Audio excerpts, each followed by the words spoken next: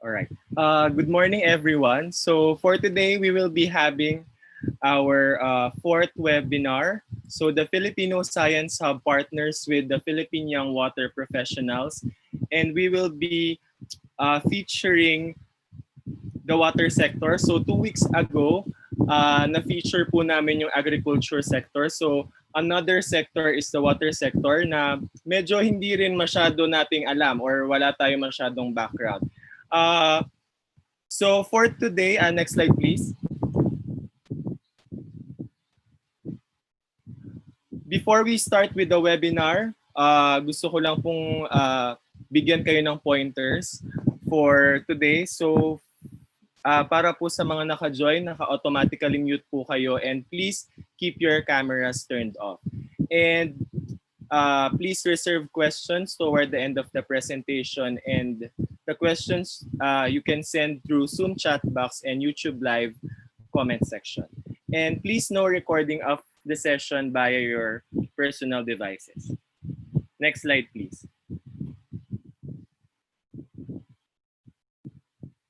Okay, so after the lecture or the forum, we will have a 30-minute Q&A portion, and certificates will be issued to Zoom and YouTube participants.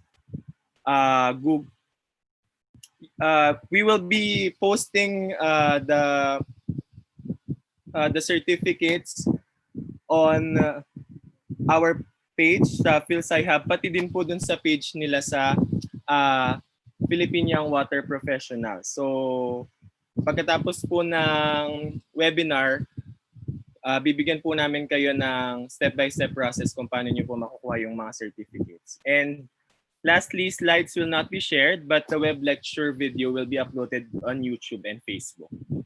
Next slide, please. All right, so to introduce our group, can I call on Kuya JP? Hey, yeah. Hello, good morning, everyone.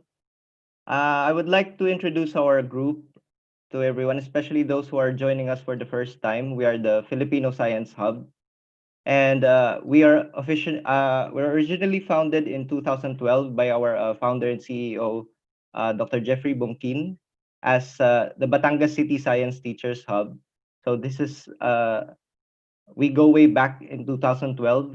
And the main purpose of organizing this group is to create an online platform to promote the STEM culture in the Philippines. That's science, technology, engineering, and mathematics. And we are a 6-man team headed by our founder and CEO, Dr. Jeffrey Bongkin, and myself, Dr. Janice Averilla, John Marty, and Professor Medjo and Aguila. And also Ralph Alumia, and he's a professor also in the UPLB. So we're now like 16,000 members in Facebook. So we're trying to like expand our portfolio in terms of subject matter discussions like this one, and we're continuing to improve our system to support our educators in the Philippines. And yun po, sana po patuloy niyo po kaming suportahan dito sa endeavor po namin na ito. That's it from me. Thank you. All right, thank you Kuya JP. So ayun nga po, kaka-reach lang po namin ng 16,000 followers. So it's already a milestone for us. Maraming salamat po sa patuloy na pagsuporta. Next slide, please. All right. So for today, we will be discussing the water sector. And the title of the talk is An Introduction to the Philippines Water and Wastewater Issues and Solutions. So we have 3 speakers from the Philippine Young Water Professionals, and I will introduce them one by one. So, can I call on Yang first para makita nila kung sino si Yang? Yang, can you give a hi to the participants before I introduce you? Hello, everyone. Ayan. So, Yang is a co-founder of the organization Philippine Young Water Professionals and heads the Philippines for All Utilities, a global cleantech innovation consultancy. He spent at least 10 years developing water and wastewater infrastructure projects across the country. He also led the establishment of the nationwide collaborative innovation program, which launched initiatives such as the Water Technology Summit, Confluence Innovation Leadership Forum, and several trials of advanced water technologies.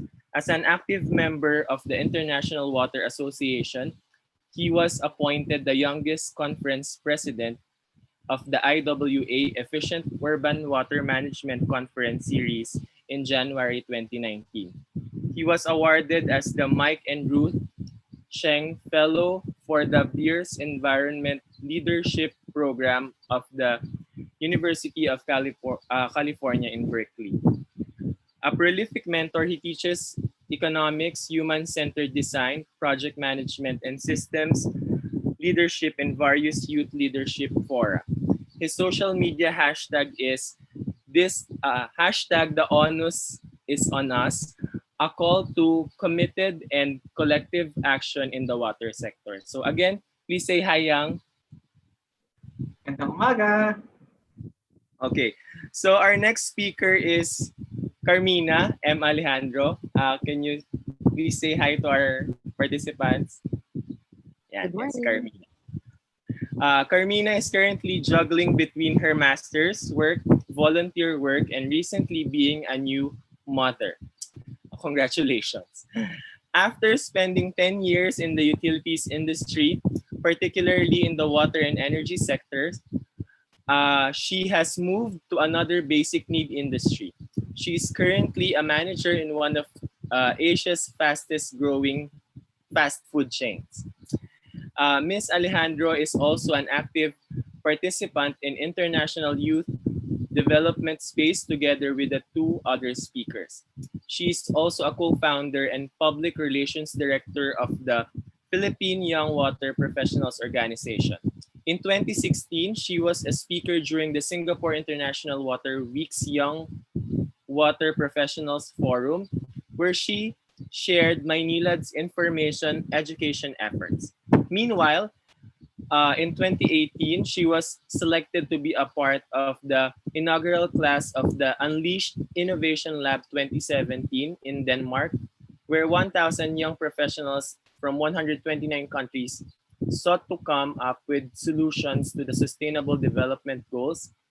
And she has also conducted trainings and spoke before educators about SDGs and environmental issues, particularly teachers of MAPE. Again, that's Karmina. And our last speaker is Misa. Can you say hi, Misa? Hello po.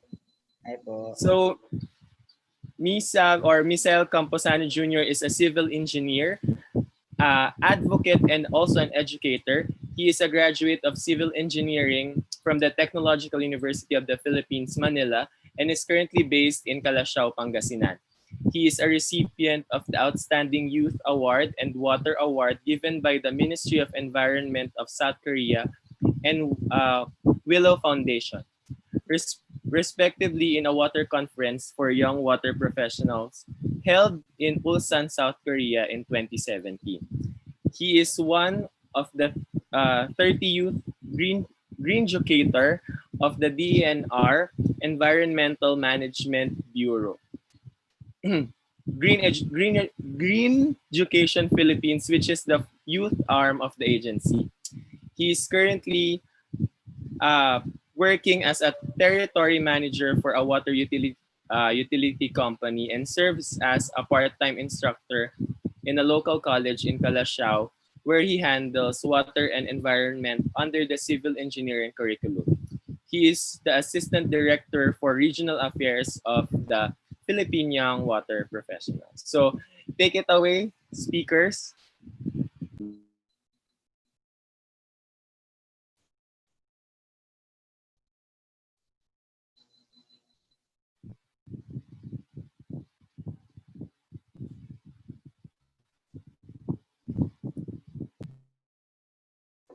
Hello,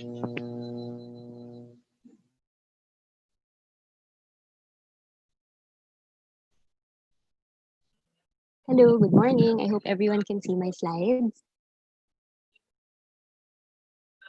Yes, it's clear, Carmi. All right. Hi. So good morning and welcome again to Water's Worth, an introduction to the Philippine water and wastewater issues and solutions. Ano na lang, presentation mode. Yep. Ay. Is better? Hindi siya naka-presentation mode. I mean yung... The slide. Yeah. Yes. There. All right. Hi. So again, welcome to everyone. And we in the Philippine Young Water Professionals believe that, and when we say that when the future of water is in your hands, you act decisively to make every drop count. This is also the thinking why we formed our organization, which we fondly call PYWP, the Philippine Young Water Professionals.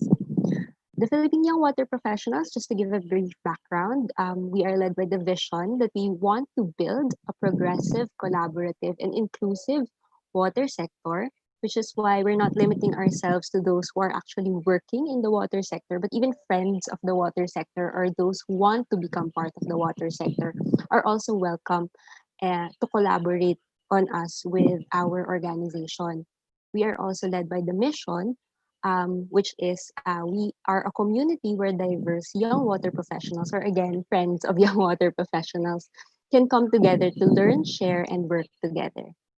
The Philippine Young Water Professionals is part of a larger network. Internationally, we are part of the International Water Association. In the Philippines, we are also the youth arm of the IWA's governing member, which is the Philippine Water Works Association. So internationally, we're also known as the Philippine chapter of the IWA's Emerging Water Leaders Network. Okay, so to begin our presentation, I'll start with something that's a bit more personal, which is our place in the water cycle. A lot of you may probably be aware of what's in the photo right now. Baka na-experience nyo din siya. Meron din kami niyan sa bahay namin sa probinsya, especially in our house in Cavite. Can I interrupt? Hindi namin nakikita yung slide mo, naka-freeze. Oh, hold on. Sige. Yes.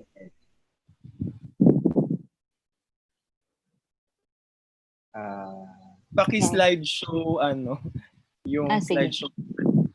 Hold on. I try to share again, ha? Okay, sure. Okay.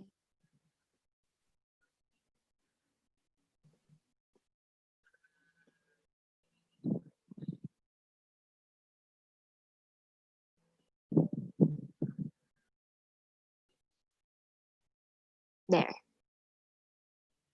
Is this better? It's not yet showing. Yeah, yung sa bottom right yata yun, Marty. Oo, bottom right yung, or kailangan mo na i-enable yung editing, baka kaya hindi siya mag-show. Yeah, Hindi enable editing. Hold on. Misa, is it okay if you share? Okay, I'll try. Thanks. Okay, sorry guys for technical difficulties. Okay, share screen. Yes.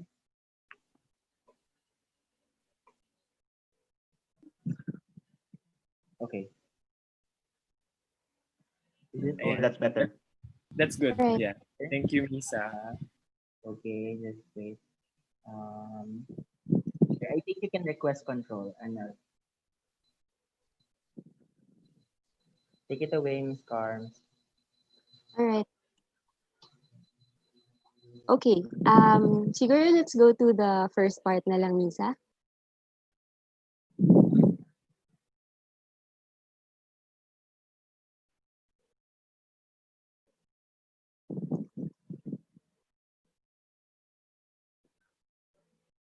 All right. Okay.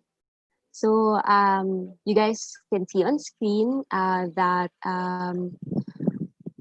you're probably aware about what's on screen, which is a poso or a hand pump. marami sa atin na naka-experience siguro ng paggamit nito, either ngayon or kahit nung kabataan nila. Personally, I've also experienced this, and this is one of the reasons why or where my water story began. Pero mas talagang lumalim yung appreciation ko for water dahil nakatira ako in a place that's very near a body of water, which is a river. Next slide. Yeah, this is the Emos River where I grew up in. But of course, this isn't how it looks right now. It's the way that it looks when my grandparents probably moved into Emos. But that's definitely not how it looks currently.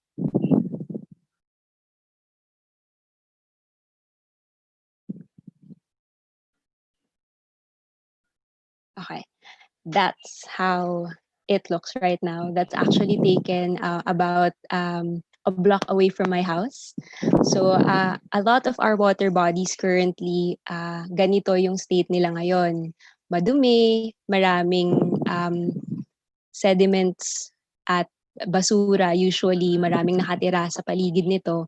At dito nagsimula yung water journey ko because ever since I was in elementary school, lalong-lalo na nung high school, we had an investigatory project na ang gustong ipagawa sa amin ng teacher namin is to propose or come up with solutions na makakatulong sa amin to help clean up this body of water.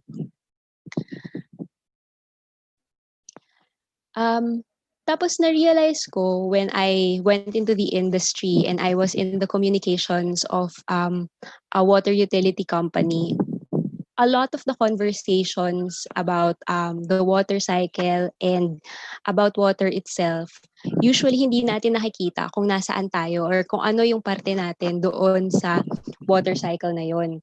Usually very clinical kung paano natin siya dinidiscuss. Usually ganito lang siya, parang precipitation, evaporation, condensation, pero nawawala kung nasan yung mga tao at ano yung contribution ng mga tao pagdating sa water cycle. Ganun yung mga usapan na gusto naming baguhin pagdating dito sa Philippine Young Water Professionals. Gusto kasi naming ipakita na tayong lahat ay merong stake, meron tayong taya pagdating doon sa water cycle natin. This is a sample depiction kung paano yung urban water cycle natin dito sa Philippines, especially us here in Metro Manila.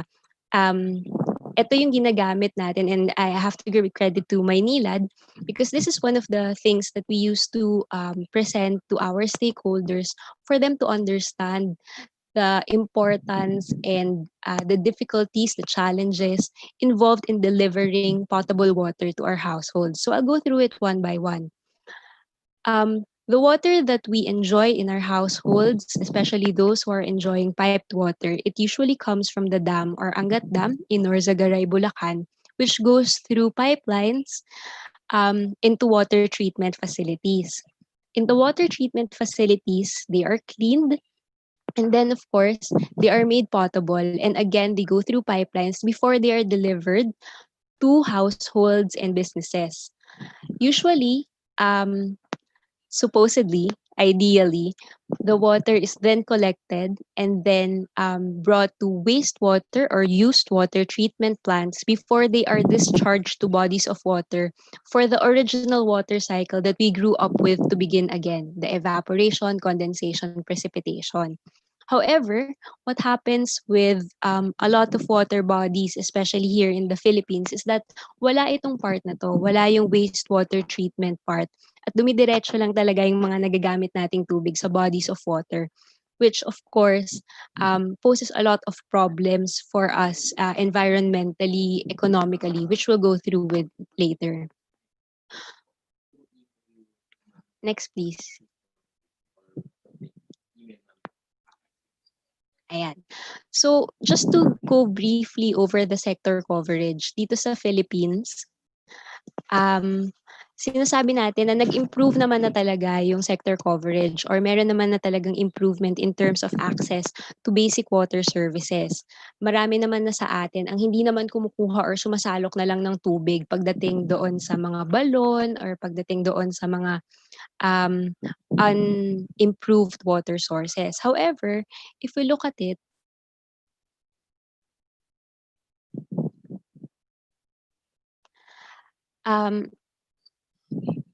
pag hinimay talaga natin yung sector coverage natin, makikita natin na parang 40% lang sa ating mga Pilipino yung meron pa ring madaling access sa water na pagbukas nila ng gripo nila, madali silang makakakuha ng tubig. Marami pa rin sa atin ang actually nahihirapan doon. At ito yung isa sa mga bagay na gustong sagutin kaya na buo yung tinatawag natin Sustainable Development Goals. Mas malaki yung problema natin pagdating sa sanitation. Yung sanitation kasi na iniisip ng mga tao, halimbawa ngayong time ng COVID is usually paglilinis lang ng kamay, paghuhugas ng kamay. Pero kasama din at kalakip din sa usapan ng sanitation yung kung saan napupunta yung mga ginagamit or nagamit na nating mga tubig. Kasama na dito yung mga pasensya na po at pasintabis sa mga kumakain, yun pong kapag nagna-number 1 at nagna-number 2 po tayo sa banyo.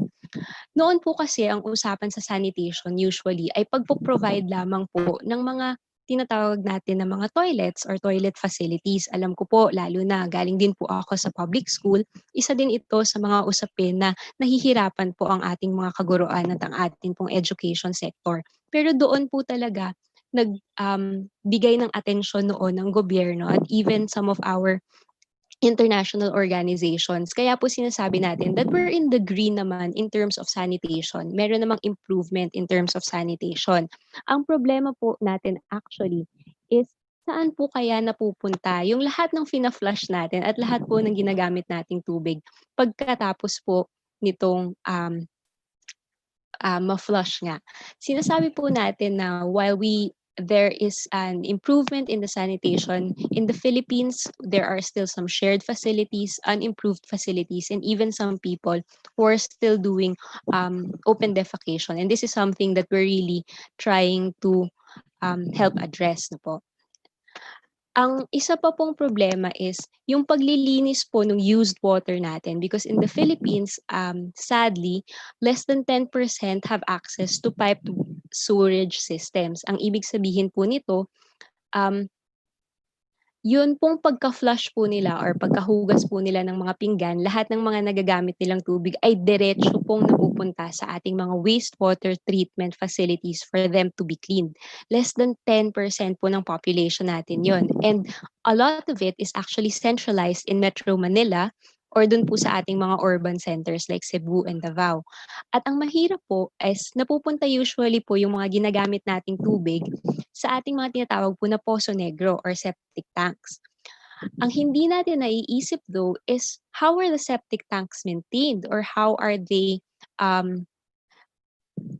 properly cleaned out. Usually, meron tayong mga nakita sa mga poso na parang sip-sip Poso Negro.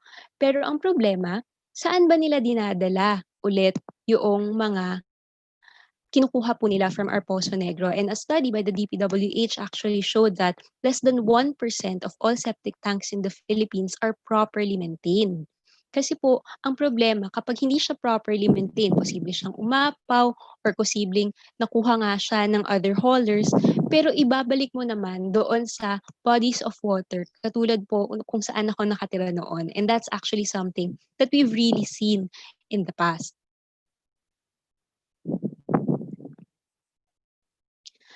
So, ang problema po kung babalikan natin is if your septic tank is not properly maintained and you don't have access to piped water, it's possible that you're actually contaminating your own water source if you're sourcing water from the ground, katulad po nitong sa poso na nakikita natin. Again, pasintabi po sa mga kumakain dyan ng kanilang mga merienda or patanghalian na po. Pero this is something that us kasi in the water sector, parang very desensitized na kami dito. Nag-cause po kasi siya at posible po kasi siyang mag-cause ng mga sakit katulad po ng diarrhea, nakikita po natin posible sa mga eskwelahan. Posible rin po siyang mag-cause ng hepatitis A, gayon din po ng leptospirosis. So ang leptospirosis po hindi lang po siya makukuha sa mga baha or sa mga ihi po ng mga hayop. In terms of the environment, posible po siyang mag-cause ng algal bloom.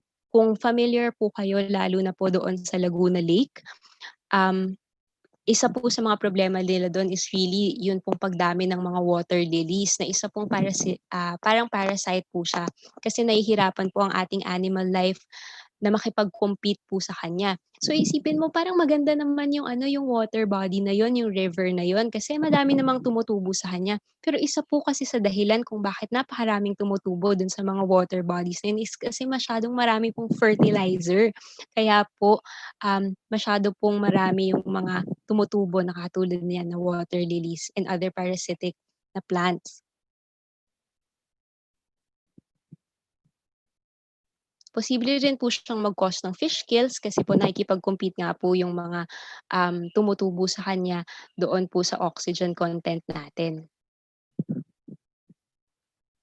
To go back lang po, posible rin pong napakalaki ng maidulot po niyang problema sa atin in terms of the economy.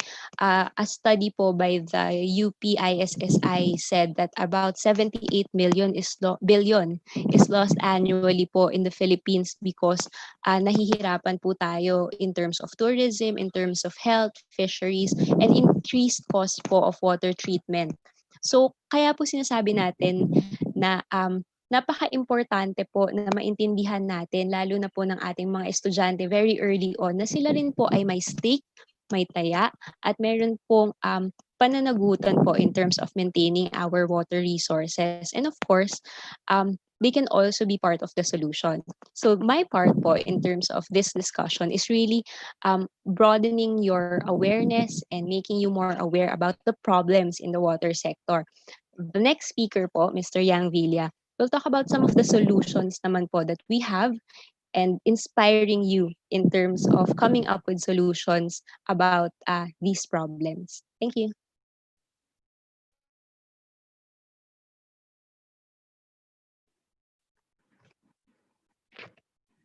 Salamat, Karmina. And I hope everyone can see my screen. Otherwise, please let me know.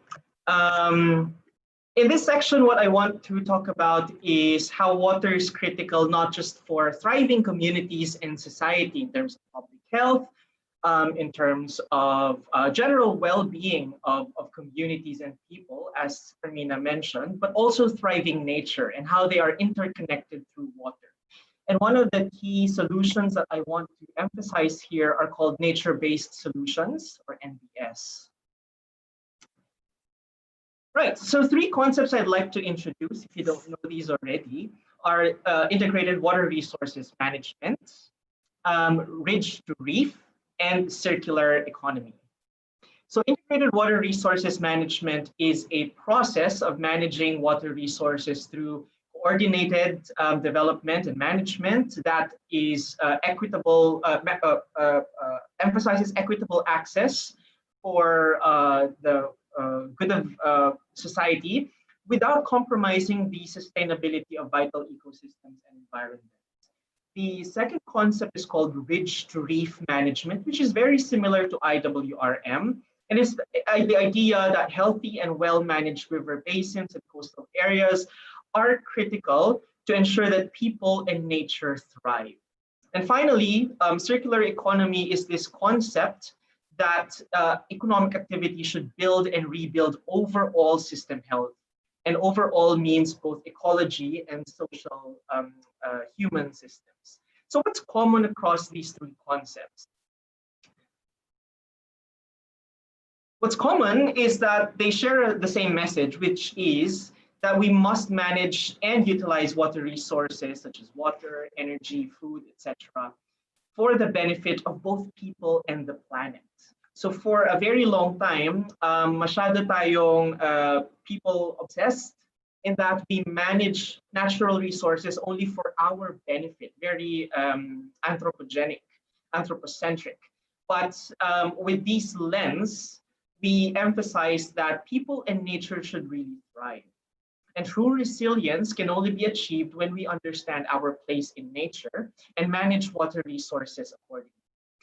So the key solutions we want to highlight are called nature-based solutions, or NBS. These are actions for societal challenges that are inspired by processes and functioning of nature. NBS promotes environmental resilience while producing societal and economic benefits. For far too long, the debate that we were presented with is weighing economic development versus environmental conservation. They don't have to be mutually exclusive, and they can indeed go together. So this is a diagram also from naturebasedsolutions.com, and it shows you the interconnectedness of nature and people and society. So let's begin with the lower left-hand side, which is values and benefits. It shows you the many benefits of nature-based solutions, including biodiversity, food security, resource efficiency, climate control, clean air, health and well-being, as Karmina emphasized earlier, disaster risk reduction, and of course, clean water and other natural resources. So we derive these values and benefits from ecosystem functions and services, which you can see on the bottom right corner. Ano nga ba itong mga ecosystem services that we derive from nature? It includes food, carbon storage, water storage, coastal protection. Aesthetic is a very important thing for us, especially for tourism. Disease control, as we all know, pandemics will be more likely if we do not take care of biodiversity and our environmental resources. But all of these things have to be understood from a bigger point of view. We have to understand the intersection of ecosystem and social system. And that's why we like to use nature-based solutions as a way to teach younger water professionals, students in high school, elementary, and college, because it's a great way to show that nature and people can go together in terms of managing for sustainability. So several caveats we have to think about when it comes to nature-based solutions. So nature-based solutions are also called green infrastructure, and they're not meant to replace all of our traditional or gray infrastructure, as we call them, our pipelines, our dams, our stormwater collection systems. Rather, green infrastructure should complement gray infrastructure. It should be a mix of both. Also, nature-based solutions should not just be greenwashing. Ang dami natin nakikita, especially in urban areas, na magtanim ka lang ng konting puno dyan, ay nature-based solution na yan, or maglagay lang tayo ng ornamental plants, that's NBS. That's not true. NBS is supposed to enable natural ecological functions and biodiversity. That's how you'll know that it is effective. And I'm going to show you a few other examples in a while. Right, so this is a very nice picture also from nbs.com, which shows you how water is central to ensuring that nature-based solutions can work for the benefit of both people and the planet. So some of the examples include climate adaptive cities, building with nature in urban areas. So one of the key problems we face in Metro Manila and elsewhere actually in the Philippines, mega urban regions, is the urban heat island effect. And the reason for that is because we no longer have green spaces, we no longer have blue spaces, we don't have living healthy waterways. And that's why NBS is so important to incorporate in city planning and design.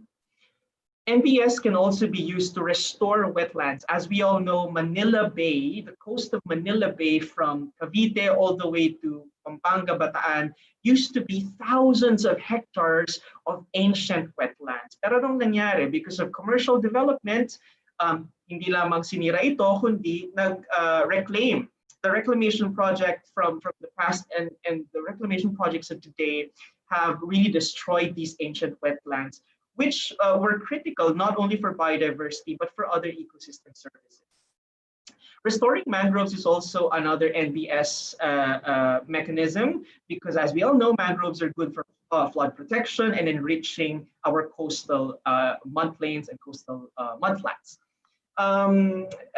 We also need to restore the reefs, as you can see here on the bottom part, to ensure that marine biodiversity thrives. And of course, if marine biodiversity thrives, we have food that we can utilize in our day-to-day living. All right, so some key examples, and I'd like to thank our Director for Membership, Kyle Zuleta, for providing me these case studies from all over Southeast Asia.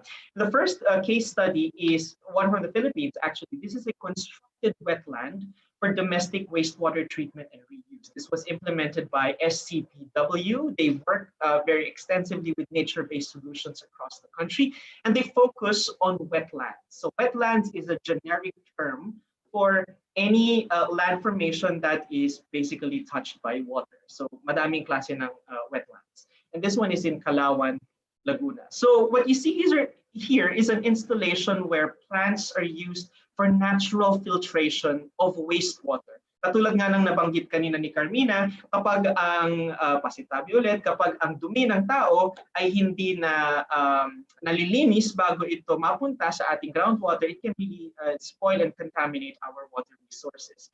So this kind of biofiltration not only ensures that our soil and water resources underground are cleaned up, but also can be a way to enrich the soil, which makes it easier for us to grow our food. And again, you see that circular economy concept where our resources are utilized to its maximum potential.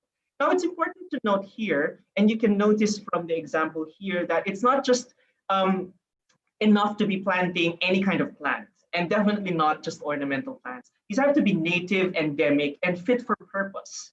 That is, they really have the ability to clean out the waste, but also you can derive other potential benefits such as food, pwede ding aesthetic value, pwede din silang mosquito repellent, for example, with citronella, etc. So you can visit this website here of SCPW for more details of their projects. The second example is the floating islands of Singapore. And as you may well know, Singapore is a garden city. Everywhere you turn in Singapore, there's almost always a healthy waterway, a thriving urban biodiversity corridor. And they do that very deliberately. So in some of their waterways, they have man-made floating islands installed to improve the quality of water in their urban catchments, to diversify their greenery and infuse biodiversity into the urban environment. Now, this is a subject very close to my heart because I'm a bird watcher. I love going out of the house to watch birds all over the city and sometimes in the countryside and the provincial areas. But what we notice is that there is a lot more birds when obviously there are green spaces and healthy waterways, which we don't have a lot of in Metro Manila. Meron tayo, kunyari, sa Diliman campus, meron tayo parks.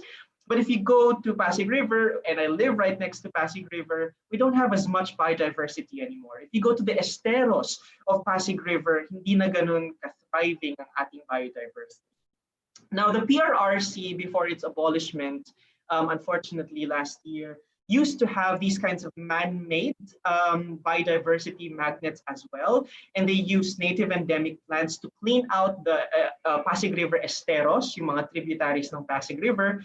Unfortunately, the problem in Metro Manila is that we are very flood prone. And during strong rainy season, these kinds of constructed, man-made wetland installations kind of clog the esteros and contributes to flooding. So it does take a little bit of maintenance, and that was a problem in the Philippines. Third project, case study from Southeast Asia, is in Malaysia, Putrajaya. So Putrajaya is a thriving new city in Malaysia, and the Putrajaya wetlands is a 200-hectare constructed wetland system. It treats surface runoff caused by agricultural activities and development upstream before that water discharges into the Putrajaya Lake. So ibig sabihin, mas nalilinis yung tubig bago ito makarating sa Putrajaya Lake because you have the Putrajaya wetlands sitting in between them. So this one is designed for stormwater management, flood control, and amenity use, because there's a lot of ecotourism activities happening here. As you can see, you can boat around, you can watch birds. And one of the most important things about nature-based solutions is their ability for nutrient removal. So you have two choices when you're managing water resources. You can build an expensive wastewater treatment plant that's so advanced that it can remove the nutrients to desirable levels, or you can use nature-based solutions. And obviously, NBS is a lot cheaper than putting up your traditional gray infrastructure. It also takes a lot less effort and time. However, there are some trade-offs there. NBS can, depending on the kind of NBS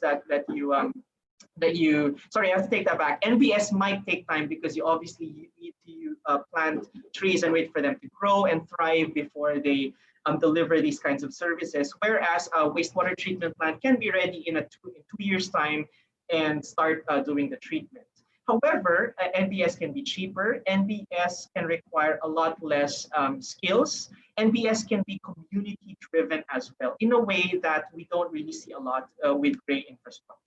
So again, it's not a matter of is it gray or green infrastructure that we should go with, but really finding that balance and what is appropriate for the locality.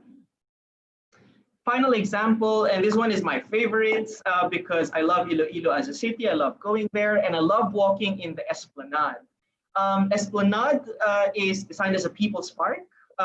It caters to the public demand for more green spaces in Iloilo City, which is a very busy city, as we all know.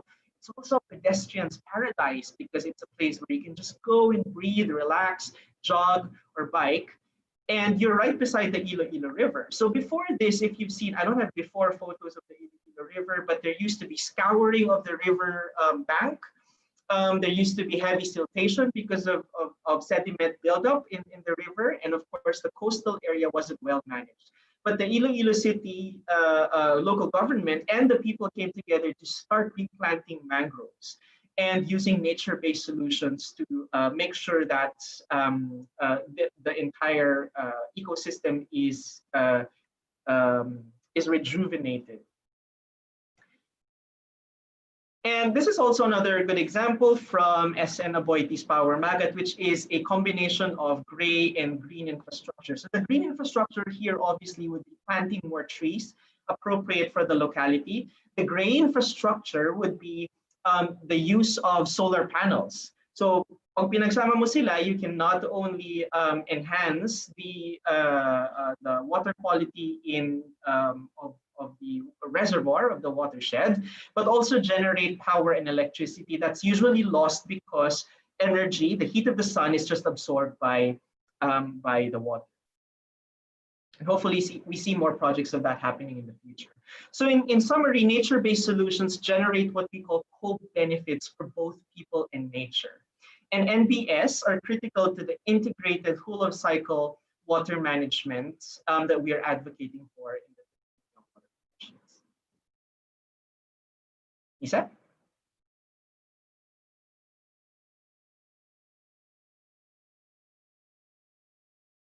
Okay.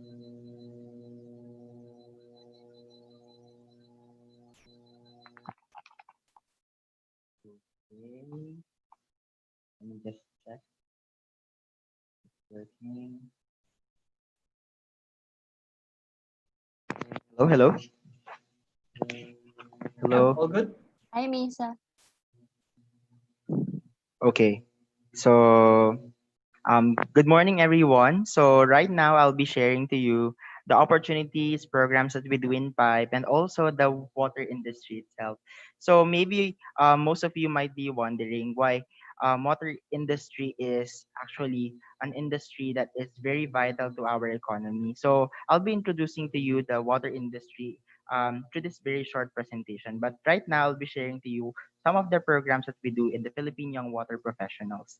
So number one, we do roundtable discussions in partnership with different organizations, just like this one. But earlier, and last month, I think we did a roundtable discussion with UEV, a French non-government organization focusing on providing wash services in different urban areas here in the Philippines.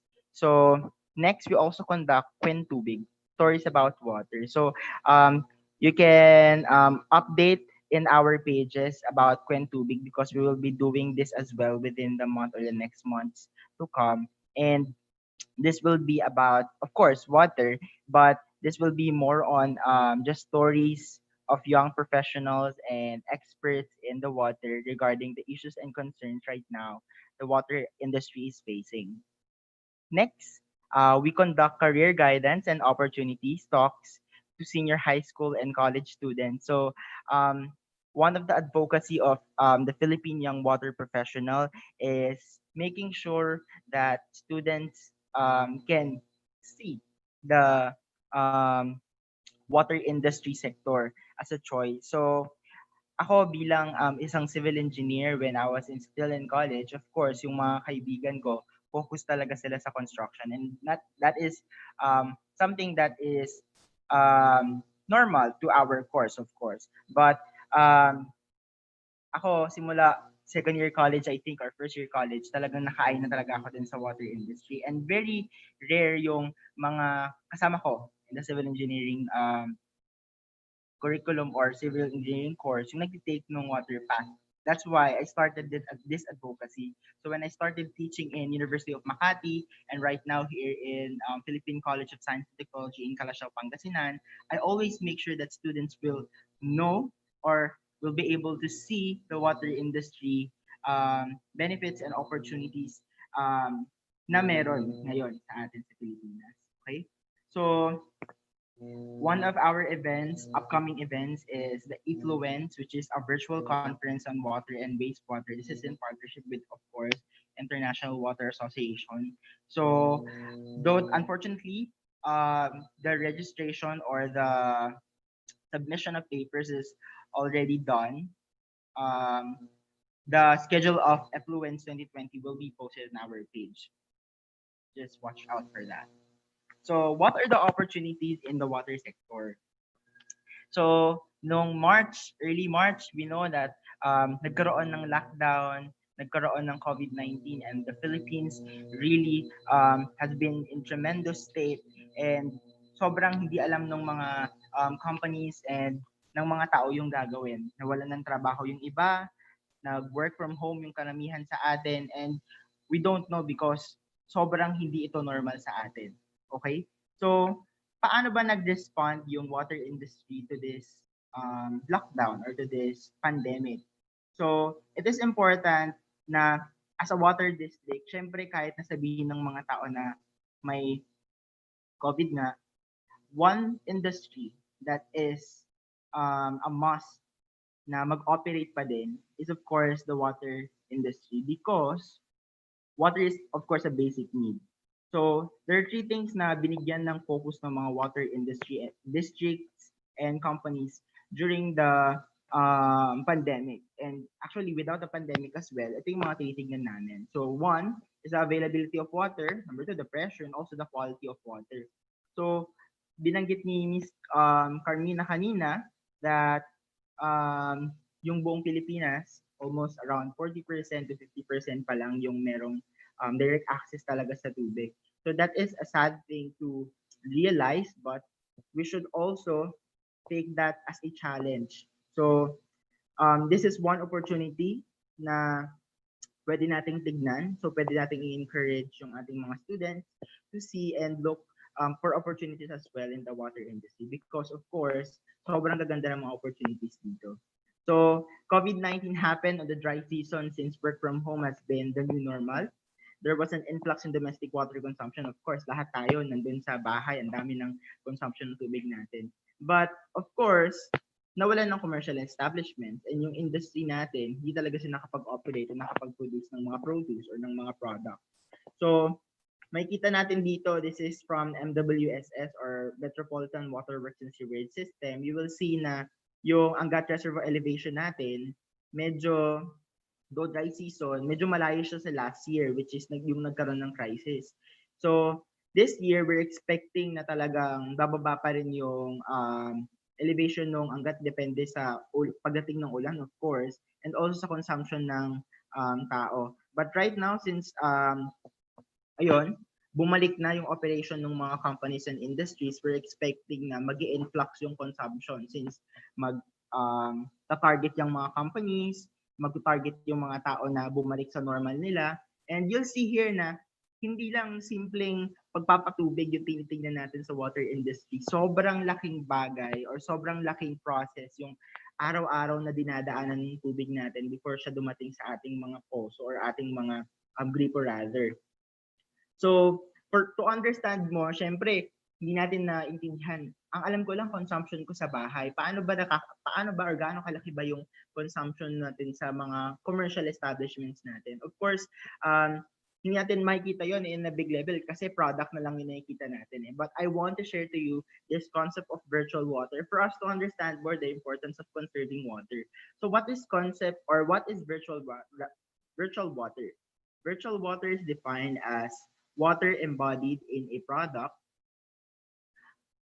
not in a real sense, of course, but in a virtual sense. It refers to the water needed for the production or for the production of a product. Okay? So, para magkaroon lang tayo ng established na point of view or na standards for this, so gumawa ako ng unit. So, 200 liters, isang drum na, ganyan yung itsura. So, lagi naman natin ginagamit yan. Alam naman natin kung gaano kalaki yan in real life. Okay? So, right now, very quick quiz lang para sa ating mga teachers and ating mga students na kasama ngayon sa ating webinar. So, what do you think is the virtual water in producing 1 kilogram of chocolate? Okay, so I'll give you around 10 seconds.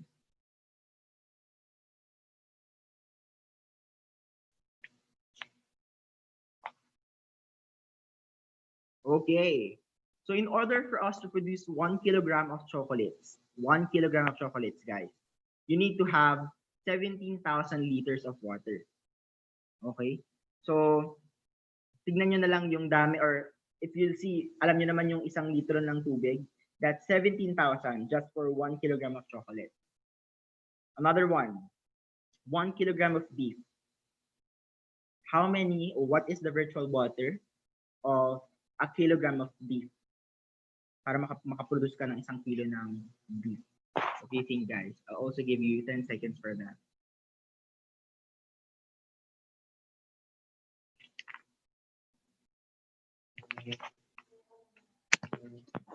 Okay, that is 15,000 liters. Okay? So, you'll see here na sobrang lalaki ng mga virtual water ng ating mga product, but we don't realize it because of course, yung product lang itself yung tinitingnan natin. But the industry or the economy is actually very dependent to the water industry. Syempre, interconnected yung mga industries na yan. And one of the big factors is yung water district or water companies natin present in the area. Here in Pangasinan, you will see or observe that in areas na wala pang water district, rarely magkaroon ng mga franchises na alam niyo naman, yung letter J, letter M. So, madaming mga franchise or mga sikat na franchises na talagang number one consideration nila is availability of water district or water supply in the area. And lastly, syempre, staple food natin, rice. What do you think is the virtual water for rice? So, for 1 kilogram of rice, how many or how much do you think in liters of water you need to produce 1 kilogram of rice? So that is 2,500 liters, guys. So in this concept of virtual water, very simple lang yung gusto kong ma-realize ng mga tao is that in all products that we consume, in all things that we do in our life, water is very essential and it is connected to water. Di man directly but indirectly, of course. And we must realize the importance of water and see the opportunities in the water industry as well. So the water sector needs young people. So hindi bumabata yung ating mga senior sa water industry. That's why we need more young people just like me and just like us dito sa water industry na to. So we need water people or young water professionals to take the lead in leading the water sector right now. So what are the career opportunities in the water industry? So binabanggit ko kanina, marahil marami sa inyo nag-iisip, naku, yung water industry, ano lang yan? Yan lang yung sa mga water companies or water district. But there are many things that you can do to be part of the water industry. You can be in part of the government. We have NWRB or National Water Resources Board. We have DNR, particularly EMB, handling the protecting of our waters. Okay? So, sa kanila kasi yung mandate ng water code.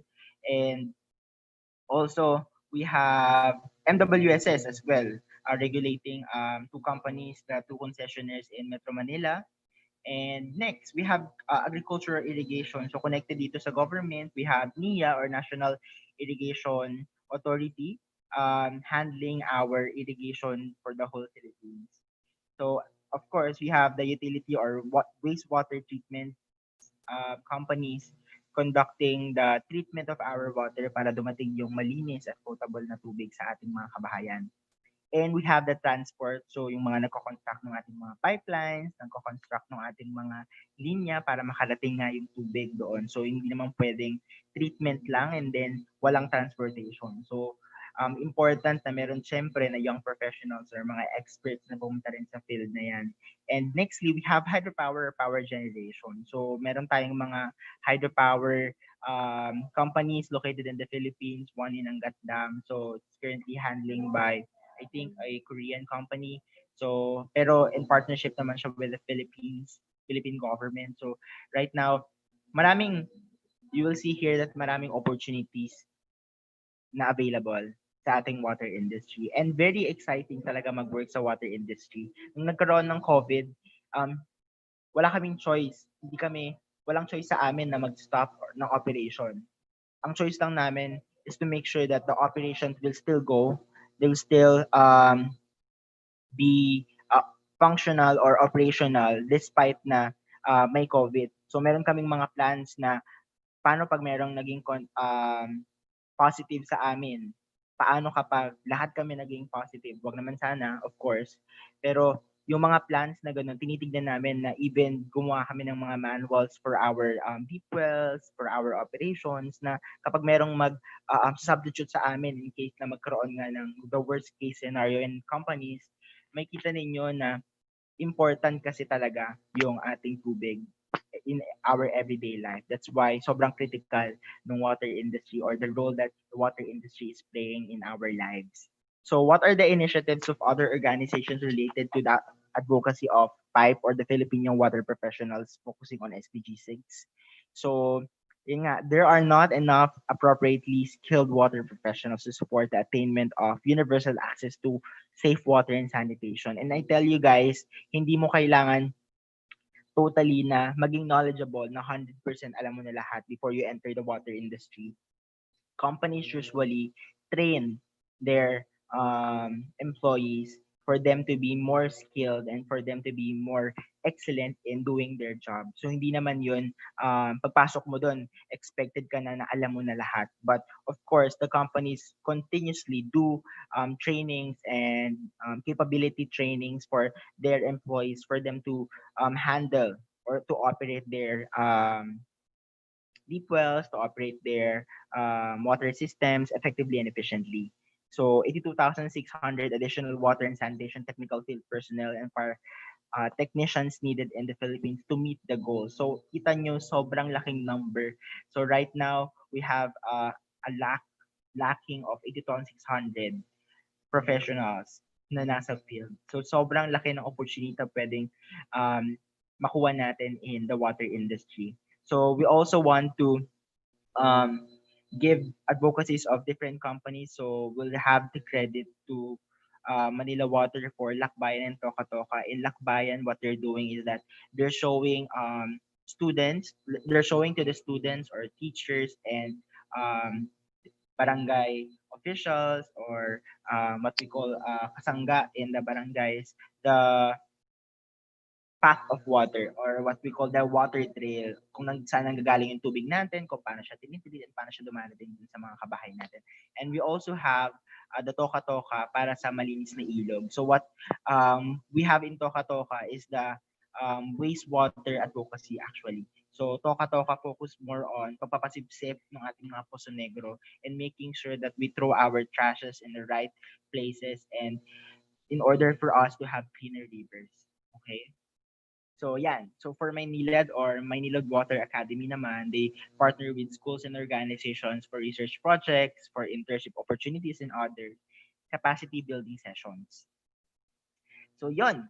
So here, I have included a link of a site where you can look for modules, worksheets in teaching water. And also, I have placed a barcode here. So if you have iPhone, you can scan this directly. If you have Viber, you can go and scan it directly for the link to um, for you to have the link. So I have compiled modules here from the net. So all of those modules are free naman. So it came from various organizations and some came from the DNR. And I hope this helps you a lot, guys. So also in teaching water, what I usually do is study the subjects, of course. Kahit na-graduate na ako, kahit na na-take ko na yung subjects before, I continuously want to learn more about the subjects. And I do that through massive online open courses available, of course, online. So meron tayong one of the MOOC site that I usually go to for the subject matters that I want to learn is yung edx.org. So for edx.org, this is free, of course. You can audit your course. It's all for free. And some of the course are free, some of the course are not, of course. Pero madami namang magagandang free courses usually offered by different universities in the whole wide world. So yun. For comments and for inquiries regarding our programs and activities, you can email us at philywp@gmail.com or Filipino Water Professional. That stands for Filipino Water Professional. Or you can search us on Facebook, Philippine YWP. Okay, that's all. Thank you, guys. All right. So thank you sa ating mga speakers. Maraming actually tanong and some of the questions are already answered in the comment box by Karmina and Yang. So ire-echo lang natin mamaya. But before we kick off with the Q&A, with the formal Q&A, can you give us an idea on the entry-level position for water sector as well as yung mga pinakamataas na position and salaries? And also, just to give our viewers an idea, ilan na ba kayo na nagpa-practice in the water sector? Kasi baka mamaya marami naman pala. So, ilan yung actively practicing their professions in the water sector? So, anyone can answer. Siguro I'll start na lang, no? Kasi siyang kasi ano yan eh, country representative na ba yung position mo, Yang? So, medyo bigatin na yan siyang sa water industry. So, I started as actually a cadet of a company. So, they have usually the two companies or I'll name them na lang. So, we have two concessionaires naman in Metro Manila. So, they have this cadetship training na ginagawa rin naman ng iba't ibang mga companies, not just them. So usually the entry level will go not lower than I think 18K depende sa of course background mo. Pero of course I think yung water industries kasi or yung mga companies, they don't have standard rate for all the employees because personal yun. Okay? Depende sa background mo, depende sa course mo, depende sa experience mo. But when I entered as a fresh grad and fresh passer ng civil engineering, I entered at a below, I think below 20 na rate. And then, of course, lumaki na afterwards. And there are other. When was that? Just ano, para alam nila yung ano, yung kung anong taon last year. Last year. Okay. Yes, last year. And right now, onboarding na ako to yung to my role which is the territory manager. So OIC na ako for that. And I'm also teaching. There are also other opportunities. So I also teach in a college, local college here in Pangasinan, under the College of Engineering and Architecture under the Civil Engineering Department. So madaming opportunities sa atin. So yung ating mga younger people, mas madaming opportunities na open ngayon since madaming actually nagre-retire in the water industry. So based on statistics talagang every year, madami nagre-retire na water professionals na mga seniors na, and wala masyadong pumapalit. So kakaunti yung ating mga millennials and mga young people na pumapasok. That's why actually in PYWP we're continuously doing this, and we want the young people to know na merong water industry na open and ready kayong tanggapin. So, and we hope na this opportunity opens the gate or the door, bilang door, gate talaga dun sa ating mga teachers and mga students na tignan yung opportunities natin or yung ating water industry as their choice nung sa nila, sa profession nila. Yun po. So job floodgate siguro na pun intended, of course. Did you give us like a rough number of professionals na nagpa-practice sa water sector? Miss Carms, do you have a number? I have to get back to you on that. Like, how many in a million of Filipinos ang nagpa-practice ng water profession sa sector? Kasi baka mamaya it's a good parang comparison kung ilan yung parang sineservan mong people tas yung mga tao sa sector. Kung para malaman natin kung gaano ka ang tawag doon, kadami yung opportunities sa sector na ito. Kung hindi pa concentrated yung professionals. To go back siguro dun sa presentation ni Misa kanina, no. He mentioned there that there's still a continuing need for the water sector because of what we have to target are the sustainable development goals. The 82,000 that was shown by Misa kanina, that was just for the Millennium Development Goals, or a little more basic yung mga tina-target nila noon. For instance, wala pang wastewater targets noon. So when it blew up really, na parang dapat lahat na tayo ay may pipe connection into wastewater treatment plants, doon lalo lumaki. And there's currently no study telling us kung gaano kadami yung mga kailangan pa natin na mga water professionals. But to give you an idea siguro, iniisip kasi ng mga tao about the water industry, siguro ito lang yung mga nagtatrabaho sa mga water utility companies or mga water districts. But if you think about it, most industries, most private industries have to have water professionals. For instance, if you're in a manufacturing company, you're probably using water to produce the products that you are selling to the public, which means you're also creating or generating wastewater, which means that you have to have someone who also knows how to treat the wastewater that you're using. Similarly, kahit na hindi diretsong water company yung pinagtatrabahuhan mo, you could have parang tangent na water needs to be able to produce the products or deliver the service that you're using. So it's a really huge industry, but also it's a very stable industry. Like Misa said, yung mga tao sa water industries, with or without the pandemic, kailangan silang pumasok. With or without natural disasters, hindi pwedeng mawalan ng tubig yung mga tao. Siguro, Marty, I'll just hijack the Q&A now because I do have like a number of questions since they alluded to a couple of very important points already. But first and foremost, maraming salamat sa inyo. That was a very exciting and insightful talk. So ako, I'm not a young professional anymore. I'm a mid-level person, but I think right now this is a very eye-opening a content, no. So maraming salamat. So I think I just realized I've been taking water for granted. Yeah, and so I do have a number of questions.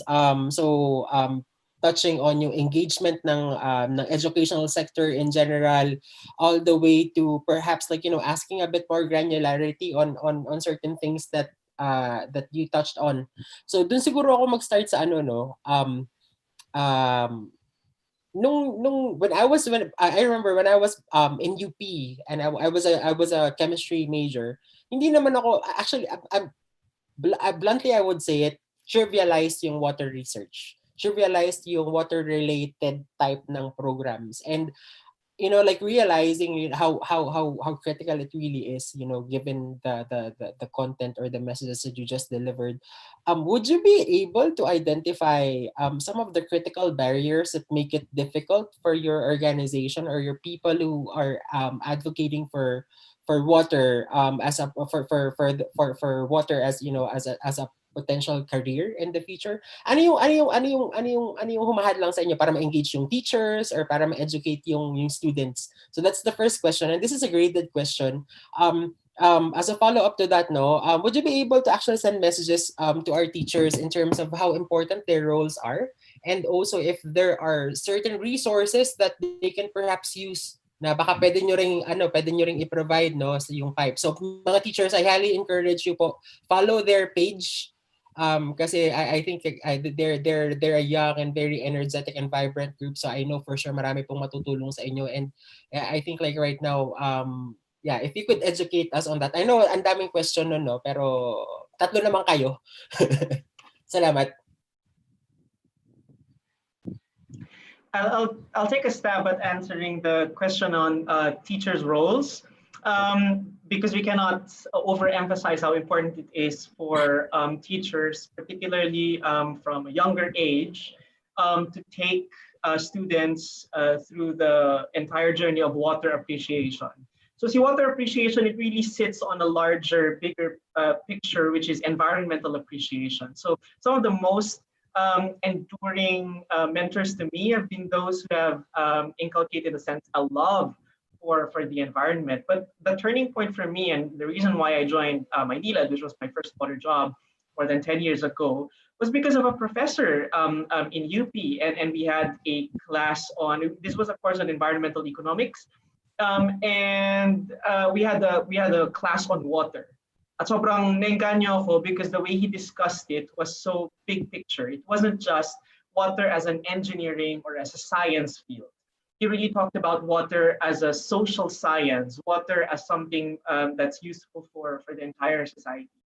And I think the message here is that when teachers approach water in the curriculum and in the classroom, there's no one approach, there's no one right approach to it. You can look at it from a science point of view, discussing the chemistry of water. You can talk about the engineering point of view, civil works and wastewater treatment. But as a social scientist myself, what I really enjoy is discussions about why water is important to society, how water is important to fighting poverty, to sustainable development. And that opens up younger people to their options in the water sector. Ang water professional pala hindi lang engineer. Karmina and I are not engineers, but we have been in the water sector and water advocacy for a very long time. You can also have a social science background. We need data science background now. We need more communicators, more educators in the water profession, because water ultimately is all about balancing interests of nature and people. And for that, we need skills of a very diverse group of professionals. Okay, I have one more. I have one more question. So you touch on like a number of very great things, no? How about like at the high school level? Kasi but there's opportunity to influence the youth, no, as young as possible. And high schoolers are like sponges. They will take in as much information as they can.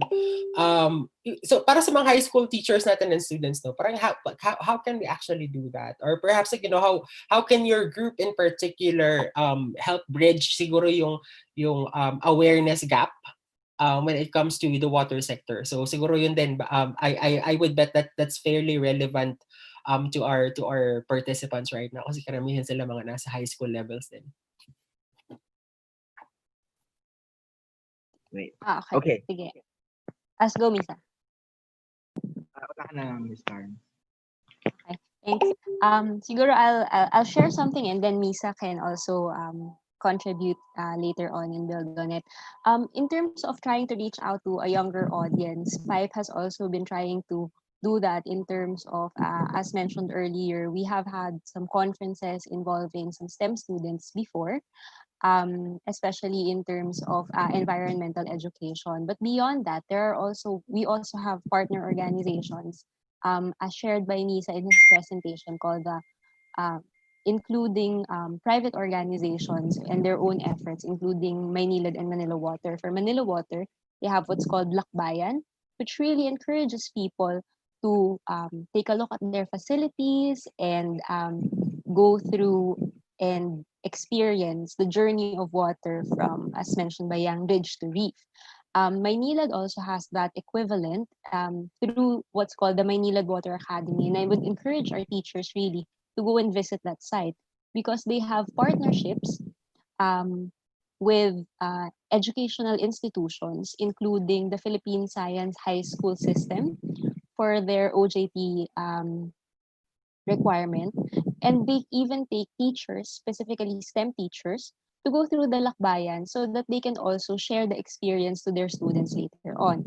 Another project by the Maynilad Water Academy, and to caveat on that, is that it's still pending with the Department of Education, is the development of the K-12 modules, which really incorporates um, lessons on water in the ladderized learning of the K-12 system, but not just talking about water in terms of science, but as mentioned by Yang, by also incorporating it in other subjects so that it's more holistic in its approach and not just talking about water per se. Isa? Okay, one more one more follow up. I'm sorry. Kasi I think we can amplify like some of those messages even further, no? So yung parang yung programs nung I'm sorry, Maynilad nila is para sa teachers natin at saka sa mga students para tong field trip. Ito ba yun? Did I understand that correctly? Yes. So, I'll explain it more. Yep. Later. And then one more thing kasi you mentioned yung tie up with the Philippine Science High School. So you know, like our platform can reach you know, like teachers and educational institutions from all around the country. So so hopefully would you also be able to identify local groups in other provinces siguro? Na pwede nilang makontak. Siguro not now because you know that's putting you on the spot. Pero siguro po baka content dun sa page no that we can also cross post like on our platform. Siguro that's also one thing that we can perhaps offer to our teachers as a follow up. Yun lang. Okay, back to you, Marty. Sure. Thank you. Or Misa. Nisa, I think. Okay. Yes, sir. Tama po yun. Yung ating advocacy na Lakbayan is actually a water trail program by Manila Water Company. So what they do is that they tour the participants. So hindi lang actually ito mga students and teachers. Sometimes ito ay barangay officials. Sometimes ito ay mga high-end business men and women. So iba't ibang mga tao.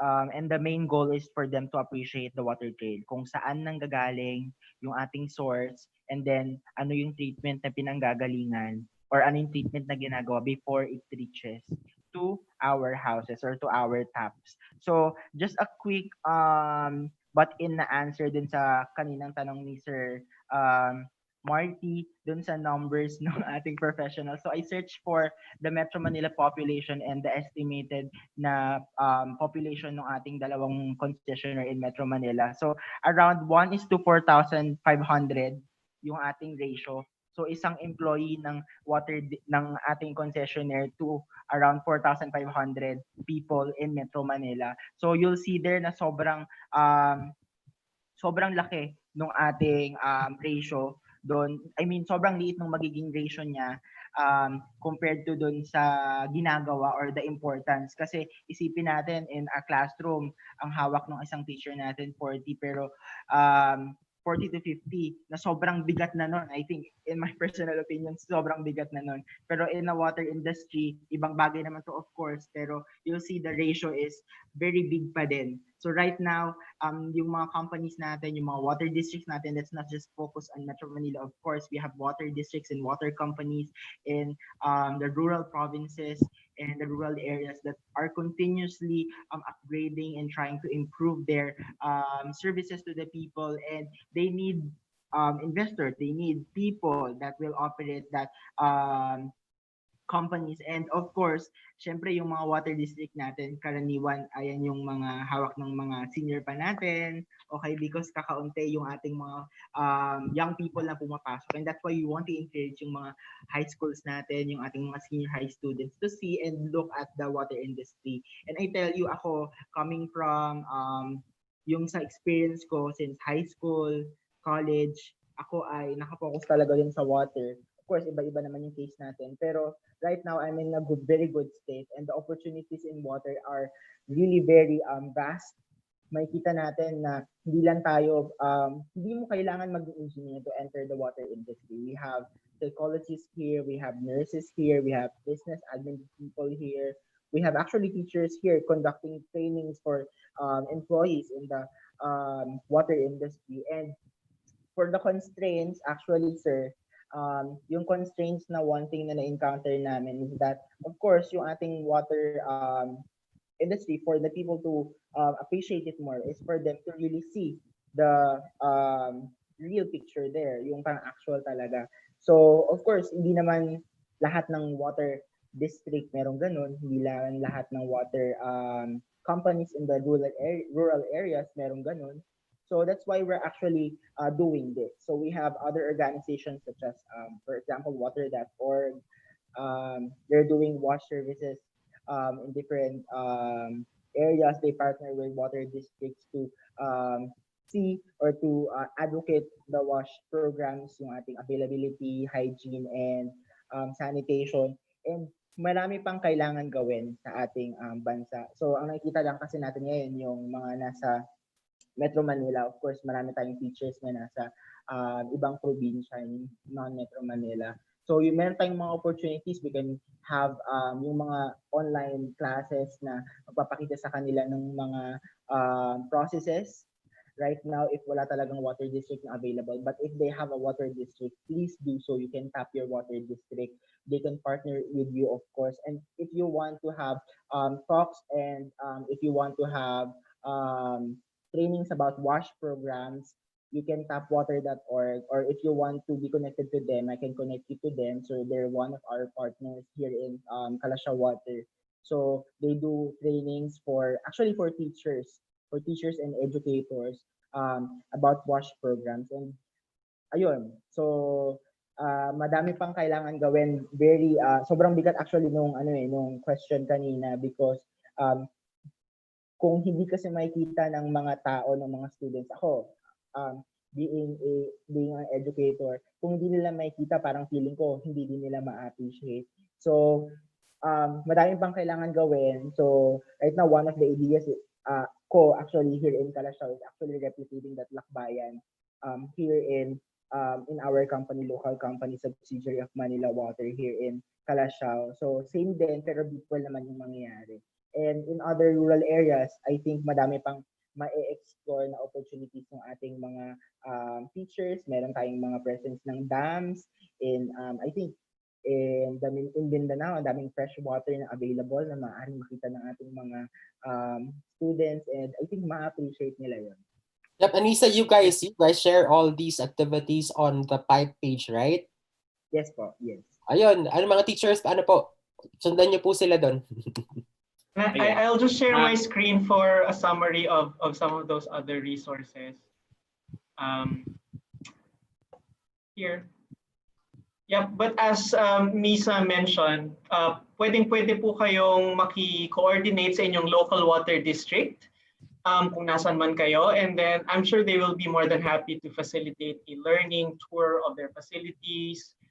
Some of them will also allow you access into their watershed. I know Iloilo does that, for example, and some of the other ones here in Bulacan. For other ones, you have to get in touch with the DENR, for example, with the Angat Reservoir, Angat Dam. So ang inyo pong gateway for getting in touch are your local water districts, and you'll be able to help. If you need help doing that, please get in touch with us at PYWP, and we'll connect. All right. Thank you sa mga speakers natin. And meron din tayong mga nanonood sa YouTube. So karamihan ng mga questions nila ay isa-summarize ko na lang sa isang question. what is this, parang ganito yung point ng mga iba-ibang questions na nandun, ano? What is the situation now of the Philippines in terms of freshwater supply, and is there really a need to build more dams? Do you have a stand, your group, about building, di na natin sabihin yung dams, but building more dams, kunwari sa Luzon? And what is the situation right now? Are we scarce of freshwater, or ayun, yun yung question. Siguro banggitin ko na lang. Of course, this issue is actually highly political.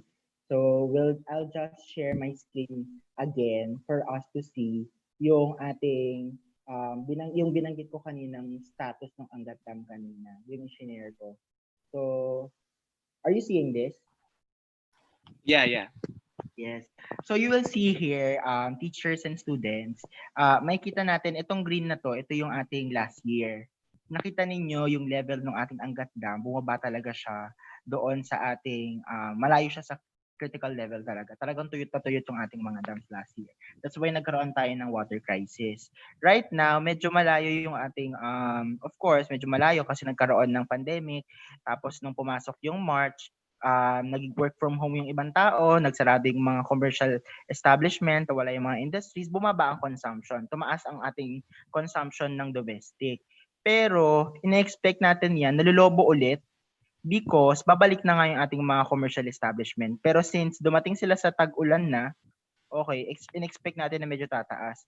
Pero, as you will see here, check natin yung graph, may mga time talaga na bagsak talaga yung ating, yung ating mga dams. Okay? Sa Metro Manila, just want to point or mention na bawal tayong mag-construct ng mga deep wells na. Because, of course, number one, factor din yung subsidence, yung baba ng ating mga lupa. That's why, bawal na po talaga, pinagbawalan na ng NWRB yan.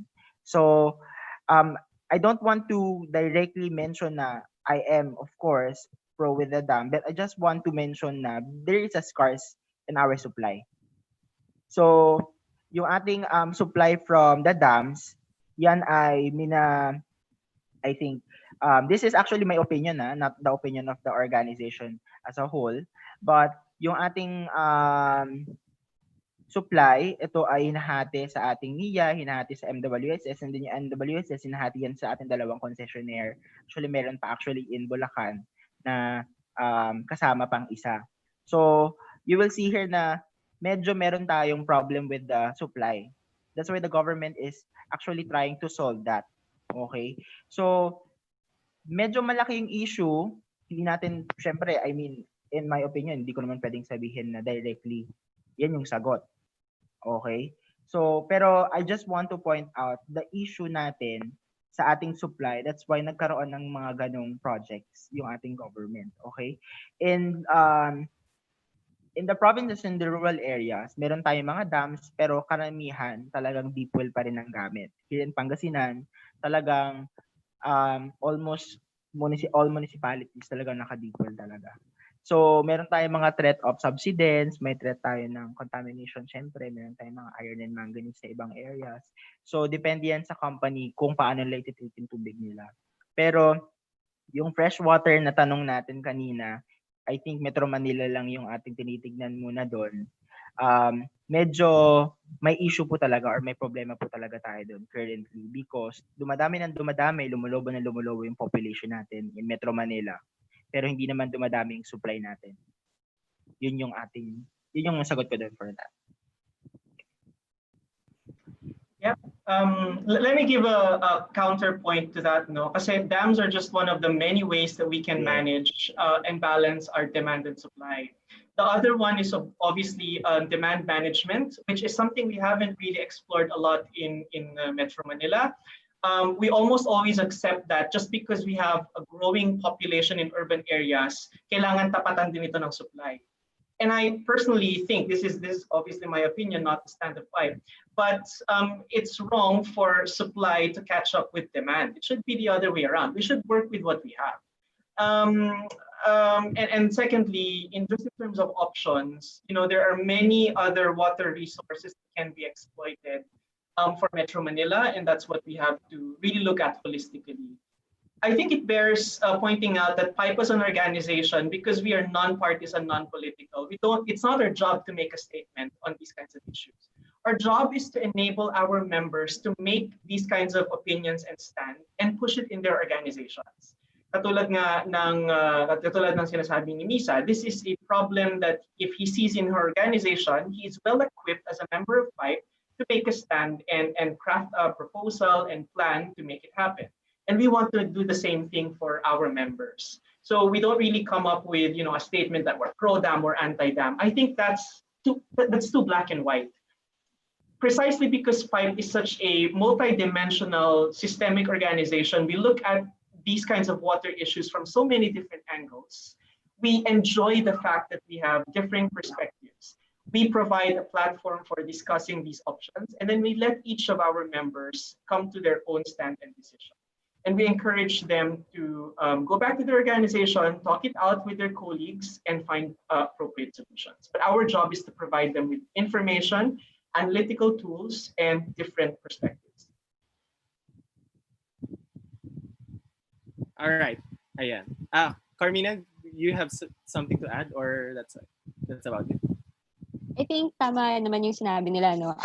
As PYWP right now, we don't have an organization that has our own stance, but we enjoy having these discussions because it brings about and it surfaces ideas about solutions.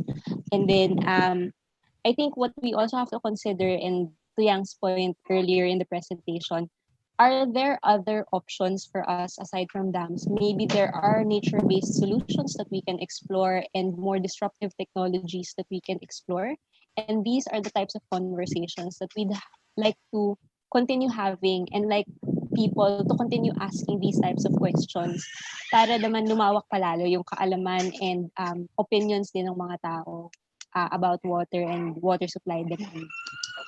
Salamat kasi nabigyan niyo ng ibang perspective yung scarcity. I mean, kung ano yung pwedeng other remediation for water scarcity. Kasi pagka naiisip ng pangkaraniwang tao na may scarce tayo sa tubig, parang ang naiisip lagi nila is dam or construction of dam. So meron tayong ibang mga paraan na siguro hindi lang talaga na bibigyan ng pansin. So I guess talagang kayong mga nakakaalam sa PYWP ng mga ganyang paraan to solve the water scarcity problem.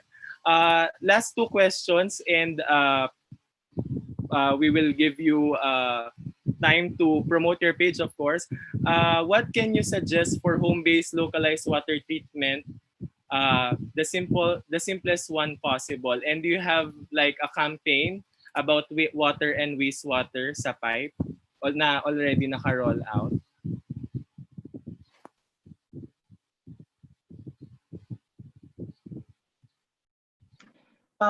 Sige, I'll try to answer the question on household level.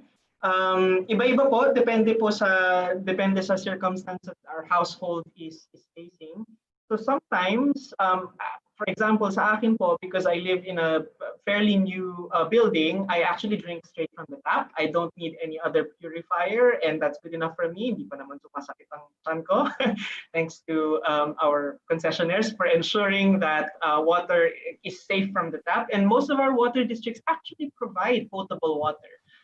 Para sa mga hindi sigurado sa kanilang the quality of their piping within their houses, maaari po kayong bumili ng extra purifying mechanisms. Madami dyan, I won't name brands, but you can just basically Google and you'll find those brands.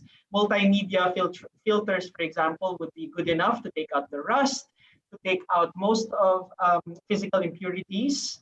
But we strongly encourage you na lagi nyo pong ipacheck yung plumbing system ng bahay ninyo every maybe 5 to 10 years is a good estimate, just to ensure that water quality within your home is good. Kapag naman ang problema ninyo is hindi talaga kayo konektado sa isang water system, katulad namin sa Ilocos Norte, I live in a barangay na malayo talaga and hindi siya abot ng water system, meron kaming sariling poso, meron kaming sariling deep well, then it would be too much of an investment for us to treat our own water. And unfortunately, we resort to water deliveries. Importante naman na meron tayong mga alternative water service providers like these water deliveries. And unfortunately, let me give an example on urban poor communities na hindi talaga konektado sa kanilang water systems, they are forced to buy from water peddlers na hindi natin sigurado kung talagang malinis ba ito at hindi rin natin alam kung saan nanggagaling yung tubig. So ito yung mga kailangang bantayan ng water utilities, hindi lamang doon sa mga current customers nila, but also for vulnerable and marginalized communities like those in the rural areas, peri-rural, peri-urban areas, and the urban. And that's one of the key issues that PYWP members are passionate about. We want to try to find solutions for community, we call them WASH, water, sanitation, and hygiene solutions for communities. Okay. Do you have anything to add, Misa or Karmina? I think that is right. Okay. Siguro point out ko lang din that they can usually sa mga teachers and even I don't know if sa household level may mga gumagawa nito, pero in my organization kasi in DNR, Education Philippines, we advocate for the water harvesting as well. Pero this is of course not for consumption directly sa atin, pero pwede natin gamitin na reuse yung tubig natin. So there are actually lot of DIY na water harvesting procedures in YouTube, or you can follow yung mga organizations that does that and promote that. And one thing yun para at least makatipid tayo din sa tubig, lalong-lalo na sa, for example, the case of sobrang yung ibang areas in the rural provinces, rural areas, talagang wala pa silang readily available na level 3 or yung ating diretso na sa tap na tubig or water supply. So, meron tayong mga choices. Of course, para at least kung magpa-deliver kayo or kung mag-resort kayo to water delivery ng mineral water, I mean, nasa choice nyo naman yun. Pero there are ways para makatipid kayo dun sa pagpa-deliver ninyo kasi syempre napakahirap naman nun kung pati yung mineral water gagamitin nyo sa panligo, di ba? So, it's not, of course, not logical for us to do that. And we can do pwede kayong gumamit ng, of course, yung Jetmatic, pero may mga issues such as contamination since minsan mabababaw yung hukay nung Jetmatic kasi hindi naman regulated yung ibang Jetmatic natin actually in that Jetmatic or shallow well, okay? Jetmatic or shallow well in the provinces. So iba dyan, ilang tubo lang, 3, 4, and kapag yung binanggit nga kanina ni Miss Karmina, kapag naka-open pit ka naman na Poso Negro, nako, baka mag-sip in yung ating mga dumi, okay, mga magkaroon ng contamination sa tubig natin. That's why it's very important to us to see yung picture natin. So for example, if mag-jetmatic ka, you should see kung ano yung quality ng tubig mo. Mamaya madilaw pala, madulas, so meron palang contamination na talaga upfront. Pero syempre hindi naman namin kayo pipilitin na inumin nyo agad yung tubig niyo kasi hindi naman natin pwedeng sabihin na malinis agad siya porket mas malalim yung hukay ninyo. Okay? So madaming options, depende siya sa case mo, but there are many opportunities or many options para makatipid ka ng tubig and mas gamit mo yung mga available resources na meron ka. Yep. Okay, so before siguro Marty asks his final question, I'm gonna ask the penultimate question. Sorry, nakikisaba talaga ako. So there's gonna be... Ikaw na, sige. Yan yung last. Hindi, baka hindi. Wala na. Very quickly lang so the Philippines is an emerging country and there's going to be an anticipated steep rise in the number of people in the middle class. So how far is the Philippines from really having a water system or infrastructure that can keep up with that? So just to further emphasize, yung meron nga tong opportunities, baka may mga infrastructural projects and programs that are actually ongoing. So I think it will really be great if familiar yung teachers natin, meron gano'n ba kalayo yung gap between what's ideal and where we are now?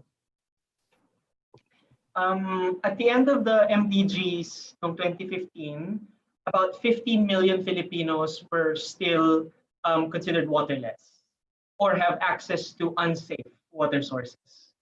in 20, I forget the date, but it has to be recent, 2017, 2018, the estimate of Filipinos who still practice open defecation was at about 3 million. And that's still a lot because we know that, as Carmina mentioned, these can be sources of disease, these can be public health issues. So, madami sa solution dito would be, banggit nga ni Misa, level 3 na water system, or yung meron tayong sariling tap water system, and we are connected to that. That is ideal. But it's not always a solution appropriate for, say, rural areas, far-flung areas, remote islands, or even for urban poor. And so our job as water professionals is to encourage multiple, sometimes decentralized solutions. And this can take the form of traditional gray infrastructures, another water treatment plant or a refilling station, or they can be nature-based solutions or a mixture of both. So it takes a lot of creativity to generate those kinds of solutions. And we encourage our members, and we encourage everyone to really localize the way you understand problems, because there's no one size fits all. We cannot preach and say the only solution here is magpa-connect tayo lahat sa water district. Something that's not feasible. We have to understand the local context and situation so that we can design appropriate solutions. And sometimes we're surprised about how simple the solutions could be for these communities. Sundutan ko lang yung sinabi niya, and that's really where we'd like to also encourage our teachers to get to know more about issues in the environment, especially water and wastewater, kasi kayo na po yung nasa baba. Kumbaga, kayo na yung nakakaalam at aware ng situation. And if you know more about the situation, you can think of more creative solutions that are better fit for you and your communities, instead of just accepting yung mga solutions na posibleng mas disruptive pala para sa inyo or hindi pala appropriate sa inyo in terms of either design or in terms of cost or other considerations. So that's really one of the messages that we'd like to leave with the teachers right now, is really get to know more about your environment, get to know more about your communities, and then baka kayo yung mas appropriate na tanungin at yung as appropriate na nagtatanong, lalo na dun sa mga bata na baka may sarili silang experience na makatulong sa ating lahat in terms of tackling these environmental issues. All right. Thank you. So some of the questions are highly technical and specific na. So I'll give you the floor to promote your page para kung saan sila pwedeng pumunta for this kind of questions. Kasi yung iba sobrang specific na talaga na topic. Baka pwede nyo rin silang i-direct dun sa mga kasama nyo pa who are specializing in those fields. Okay, so we'd like to again invite everyone to follow and also look at the content that we have in the Philippine Young Water Professionals Facebook page. We've sent you the link earlier. We also have an upcoming event. It's a virtual conference called eFluence 2020. It's our first water and wastewater conference. A bit technical po yung mga topics doon, pero I think the opportunity that really presented itself during this conference is baka nga po kami din masyadong technical din kung paano kami magsalita and mag-deliver ng mga messages namin, that kasi ang isa sa mga tinitingnan namin is to really build the capabilities of existing water professionals, but we'll also look into and try to provide more content for those who are just looking into and probably exploring opportunities in the water sector, including our STEM teachers and our STEM students, so that they can get to know more about this industry. We'll promise to post more about that in the coming months and in the coming weeks. Thank you.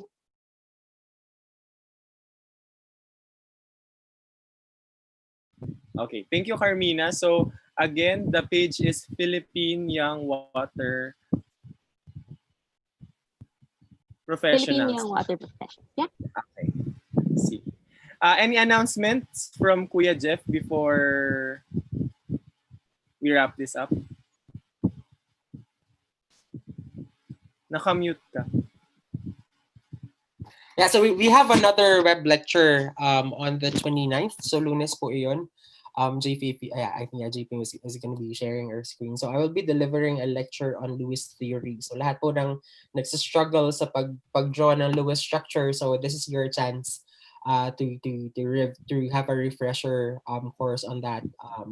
We'll make sure to show you a number of different examples para po pagkatapos yan magaling na uli kayo sa Lewis structures and pag-predict ng properties ng molecules. But yeah, other than that, marami pa po tayong ibang mga contents na planned out. Hindi pa po namin i-announce ngayon, pero if we could also advertise po uli, we have a partnership with TikTok Philippines para sa paggamit po ng platform for educational purposes. And so I think napanood po siguro ninyo yung siguro 6 videos na na-release namin so far, and we have invited Pipe to also participate in that para po meron tayong content na relevant to the water industry or water education in general. So please watch out for those up and coming contents po. And medyo na-invade po namin yung inyong lunchtime. Pero maraming salamat po sa pagtutok. So I think I was monitoring yung turnout, no. So we peaked at about like 200 plus live participants. So maraming salamat po sa pagtutok. Alam ko po yung iba sa inyo ay balik na rin sa trabaho kasi enrollment season na po ngayon. So maraming salamat po. Later, we will be posting instructions po kung paano nyo makukuha yung certificate ninyo for attending this webinar. But just as a brief overview, we will be asking for you to go to the Pipe Facebook page, and then sila na po yung bahalang magbigay sa inyo ng instructions. Pero for those na baka pupunta sa page namin, meron din po kami post about yung kung paano maklaim yung inyong certificate. Yung muli po, maraming salamat po sa inyo. Salamat Pipe, salamat Misa, Karmina, and Yang. And then after this, let's have a very quick debrief siguro yung speakers with our team. Ayan. Maraming salamat po ulit sa mga teachers. Kuya Jeff, meron lang yung sa poster making natin, di mo nasabi. Oh yeah pala, we have a poster making competition po. It's a poster slogan competition for high school students. So the deadline po is on June 30th. So it's the end of the month. Teachers po, I highly encourage your students to participate po. So we're doing something similar. This is an initiative that's very similar to the essay writing competition that we just concluded recently. So we will be featuring the works of your students po. So we highly encourage you all to invite your students to visit our page and partake in this very fun endeavor. So yun po, maraming salamat. Before we let our speakers go, can I have like a final message to encourage our participants to join your sector or anything? Any final messages? Hello. Ayun. Yes. Siguro I just want to make it simple that the water industry is because water is a basic need. Kailangan siya every day, and we don't want to make the water industry a grand, we don't want it to be like that. Ayaw namin na makita ninyo yung water industry na sobrang lalaki, na water treatment plant yung nakikita ninyo agad, sobrang lalaking treatment, sobrang malalaking mga structures yung ginagawa. But we want you to see the water industry as an industry that is touching lives of people, and that we want to actually thank you for this opportunity na maibigay sa ating mga teachers yung and students yung water industry, because very malayo pa talaga. Actually, malayo pa po talaga yung ating lalakbayin sa ating industry, and we want na right now in this session, of course, hindi naman to bigla na Diyos ko mag-a-apply na agad ako dun sa water industry. Hindi naman siya ganun kabilis.